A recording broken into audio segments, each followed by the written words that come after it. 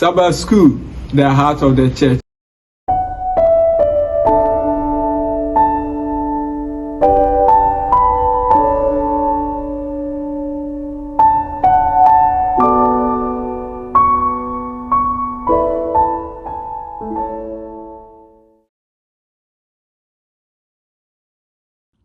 Adolphonom any nyamema.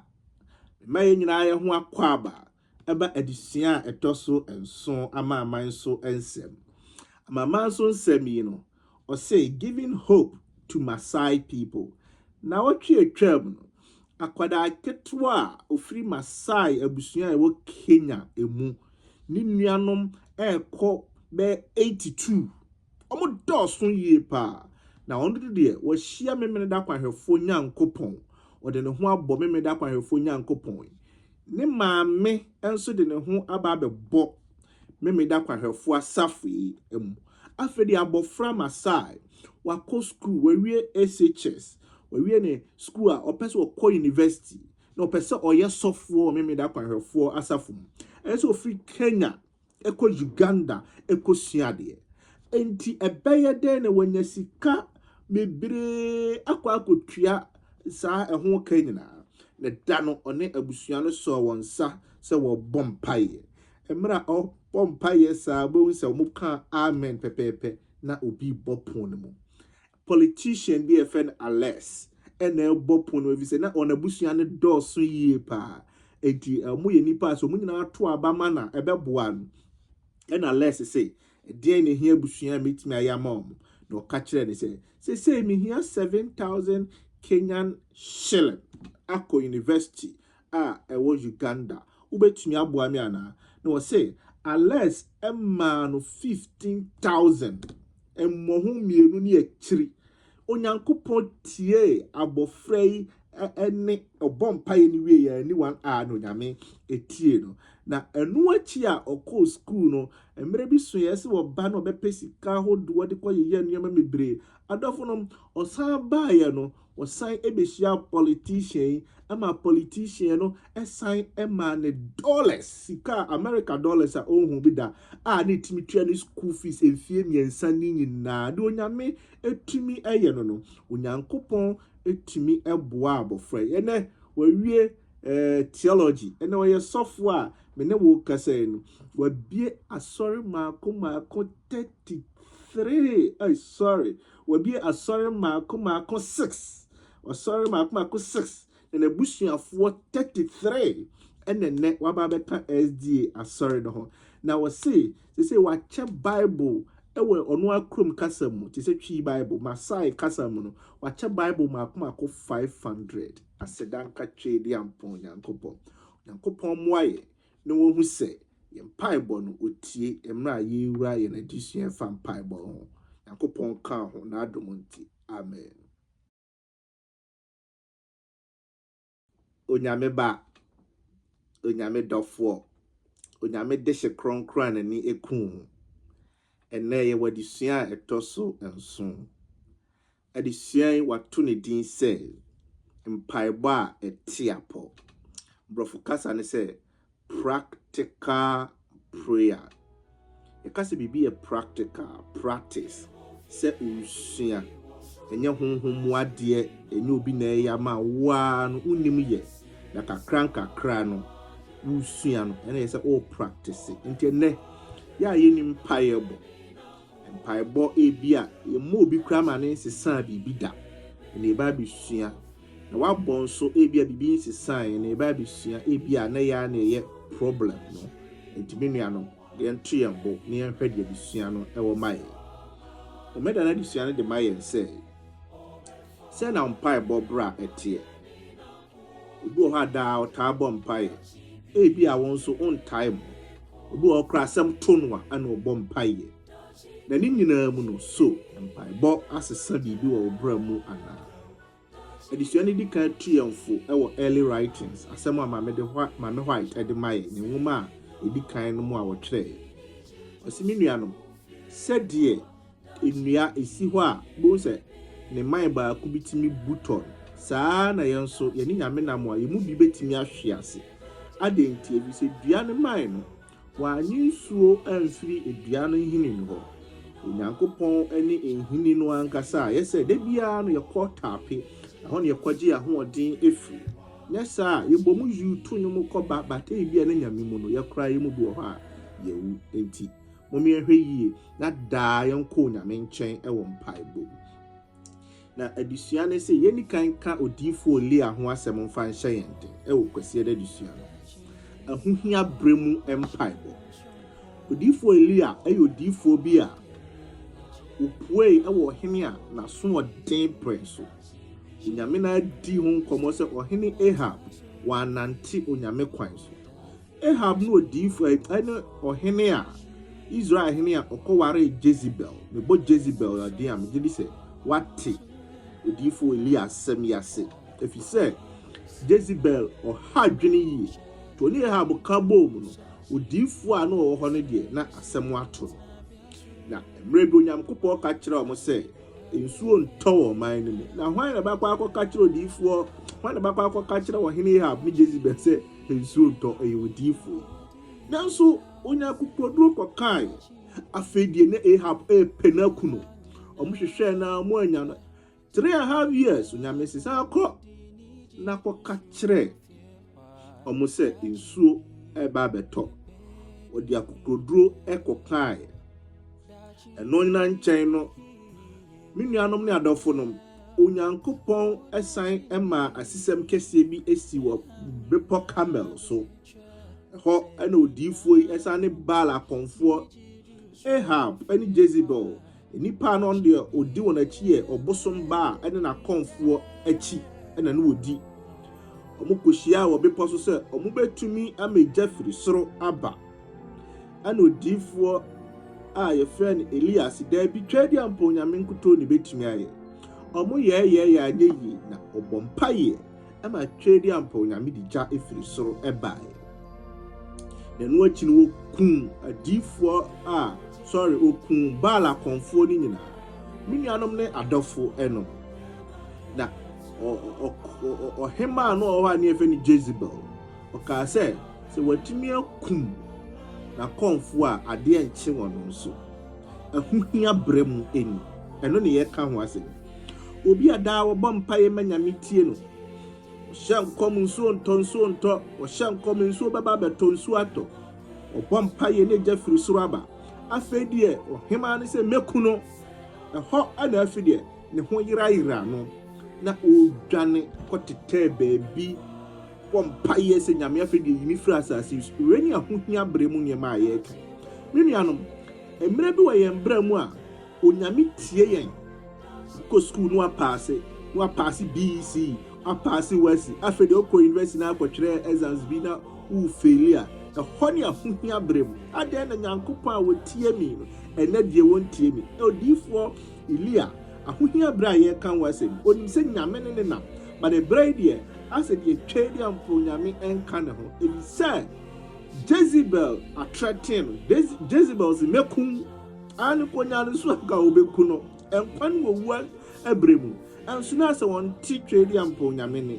minuanom adisua ne sɛ ɛtɔ da a yɛnti twɛdi ampo nyame ne but ɔka yɛn ho mmerɛ a afei deɛ ɔsɛ nyame yimi firi hɔ ohun sɛ twɛdi ampo nyame baa ne nkyɛn twɛdi ampo nyame bisa ne sɛ adɛn Elia hyɛ aseɛ sɛ ɔcomplaini nyame sɛ fa no to nkyɛn gye aduane ani nsuo ɛnom second time nyame san baa sɛ gye aduane ne nsuo ɛnom twɛdi ampo nyame sɛ one pani bi di nkɔmɔ na wasɛm no wayi ano dada ɔnha ne ho pii na ɔne wo ka biribi foforɔ kyekye wo wura kora fa biribi foforɔ onyankopɔn sɛ fa Jezebel sɛm ne to nkyɛn fa Ahab sɛm ne to nkyɛn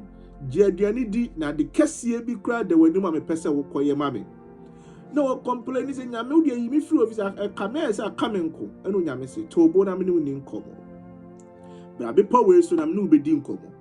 na ɔno deɛ da bia ohu sɛ onyankopɔn yɛ ni onyankopɔn a wɔha brɛ mu ɔkeka ne ho enti na ɔpɛ onyankopɔn ahwɛ na onyankopɔn maa ne steady lesson bi me nuanom ɛmena wɔbepɔ no so na ɔpɛ sɛ ɔte nyame ne no bɛhu sɛ asase wo so still wante nyame ni wɔ mu na ɛboɔ no ɛyɛ muhumuhu wɔnte nyame din wɔ mu na ahum ɛtu Onti twedi ampo onyame din wom na preko pe wo se ba bia ye din no oti se onyame kasa eye sisem a onyankopɔ de kyerɛ ne sɛ mimi twedi ampo onyame amenam we enye saa de ye no mu na me da me ho adi emra ba bia adwo fom no na me nyame otemeni na de ya wu se ekoso nyina na bia ni ho a me twedi ampo onyame ewo me sutumi na ma me nkan kyerɛ wo Elia osusu sa ka won ko a ene me wonipa empem so 7,000 people a omo fa omo kotodwe emma Baal omo mu Jezebel ne Ahab kra omo so me twedi ampo nyame adofonom ne nyame ma adisuane ba na wie no opese ye ti ase se sa de ya toda ya ne pese onyame kasa wo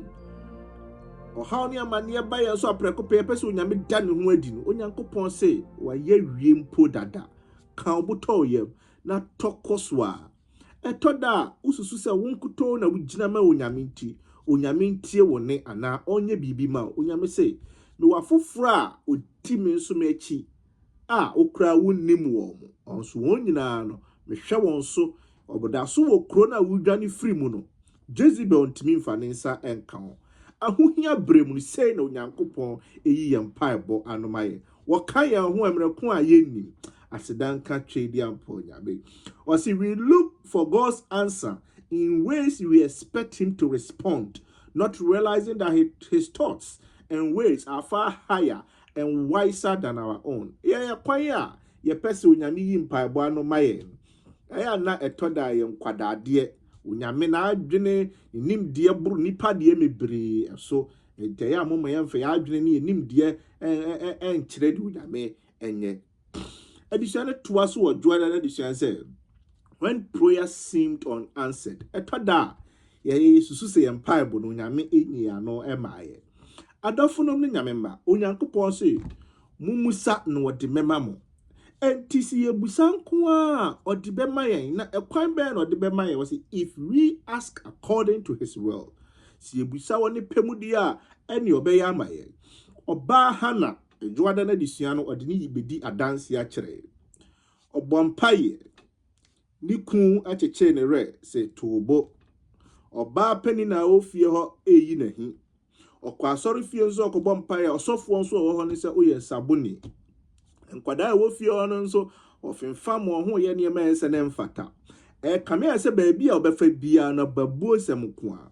nanso hana toa so bompaye a wo hwe onyankopon wanhwe ni ku wanhwe ne kura no wanhwe de na nkwada no ye wasori fie no wantie de na osofo na ka ebu na bam no na emu mo hwe twedi ampo onyankopon kutu na twedi ampo nyame eye man adisua ne se etoda yempaibo no menuanom ne adofo no eye se ye persistent eye se de bia ye toa so ebom paye na twedi ampo nyame be yamaye de ntia ye hu se onyame ntie ye ne se bia kani kunu kan ye no kan na no tumu a ozuze bi kra onyame enye maye but otoa so no otwedi ampo nyame eye eman adisua ne se onyame pe aye ka ho asem ene sen I say, seek God's will, not your own. Etoda, ye busadi ye pedodo. Da ben wa bompa is a trade ampo nyame me pese me nua by madam for amenity hey. Me pese me gene ma wo trade ampo nyame. Nyame ma me ho ahoden. O nyame de be ma. Le bia na ye selfish. Ye pe na ye. I say, consider your motives. Aya ha dwene e wo wutrim.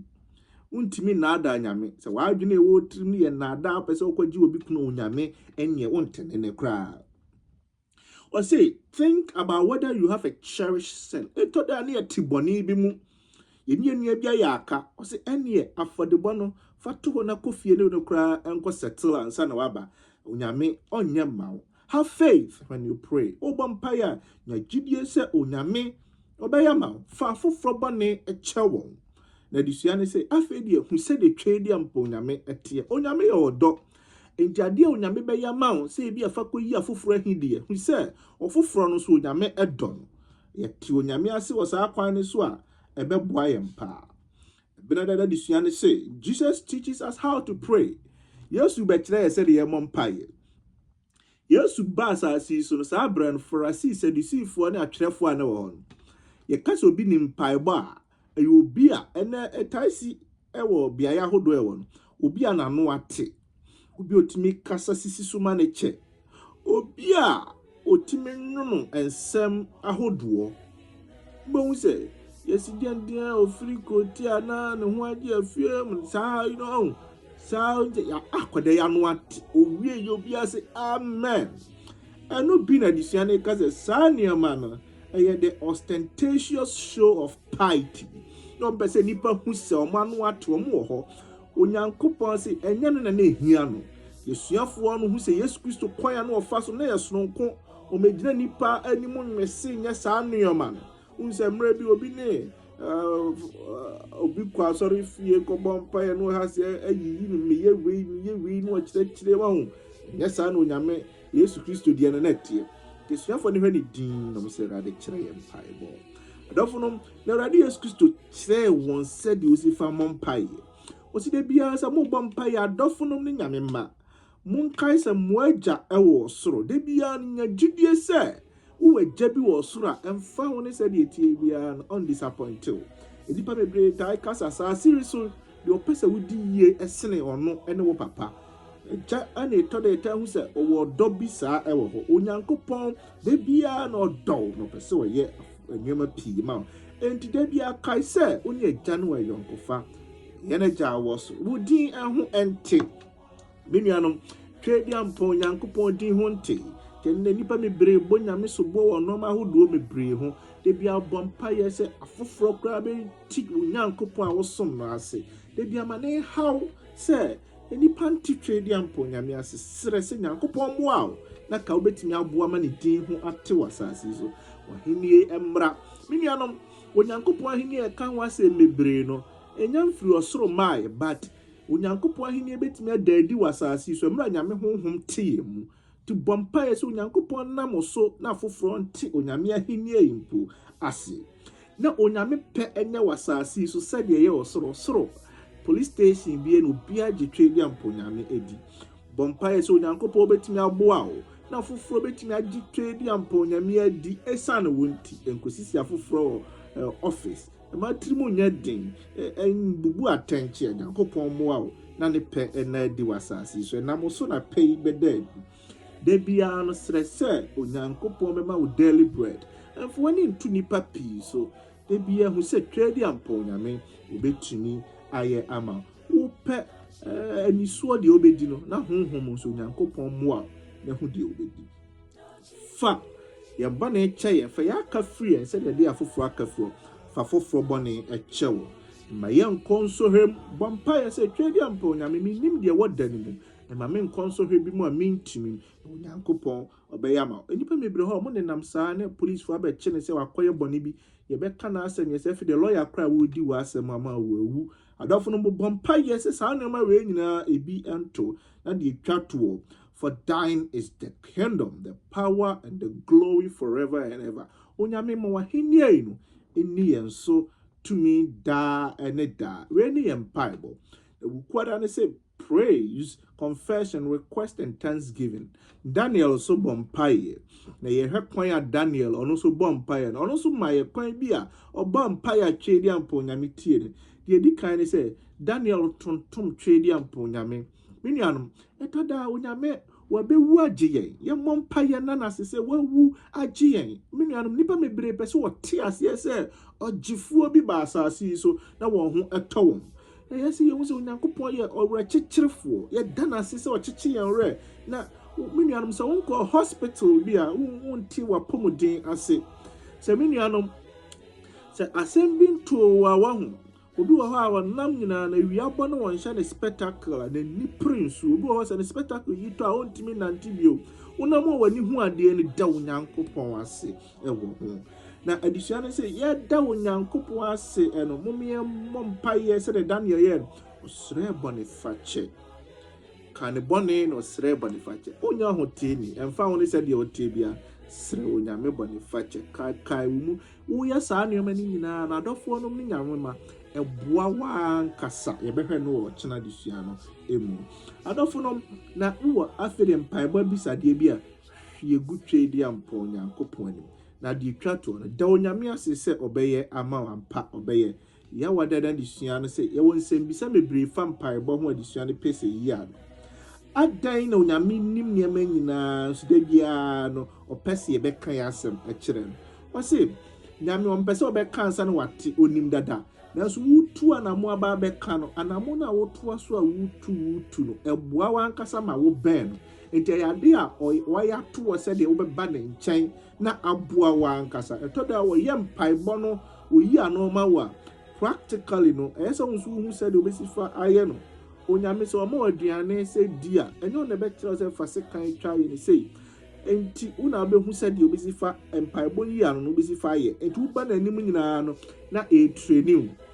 toda wa yi din on kasa aye na eboa ma wunya entoboaseɛ wunya komapa sa enti onyame onim ba ma ho kwan se bra ne nkyɛn na nya kyɛfa se oni no ebekasa adenti na yesi ye bompa ye emra asem bia nto ye ane enye da bia na asem to akọ bompa ye to da yesi oba onyame anim ani be din komo eda na sekeke enye se wo pedi bia ansa na wo bu se onyame hwa de da bi asem to na da bia akọ adanfo be wo se hey David wo asem to wa nyama danfo ne nyame enye sa na otie mpaebɔ gidie ɛwɔ ho ana ane sɛ wonni gidie a mpaebɔ ɛnyɛ adwuma nti da bia gidi sɛ obetumi ayama wo kɔ papa nkyɛn a sɛ ade dem nyɛ sure sɛ mfada obetumi ayama no yɛ saa wo papa koraa no n'ani nye sɛ ɔyɛ ama with whom should I pray why na yɛsɛ mene ne bɔ mpaeɛ yɛdi kan ɛnyɛ obiara na yɛsɛ ɔne ne bɔ mpaeɛ di kan wo a yɛsɛ osua mpaebɔ konkoto dwanim unim kasa se den a wo de woni nyame na edi nkomo obi nteye nyame wate ansa na woni wa kasa ni nyame di nkomo na chiwi a wo be pa foforo bi no na bompae a woni wabusua emompae ene wo yire no wo ma to da wo yire yi busy kwakubra oba no rade emompae no wa kire no se de bompae enkwada bi wa front o mompae a no wo tete because efie ejane won mompae ansa na ukwa sorry I want sorry no so abompaye how should I listen better ma so nyame oyi mi mpaebo yi ano ama me nuanom ko bible no ho na eni onyame enkodi enkomo etoda mpaebo yi ano na wo bible ni mu nyame mpese me di boni we so nkunim onyame adi kan ama obi adi sa boni no so nkunim na wo bible ni mu ubekọ na onyame ayi ano ama just go to the bible unyame be direct to unyame nkan ye ho onti nanim nkyerɛ ye na adom na homa bra nsa danti amen.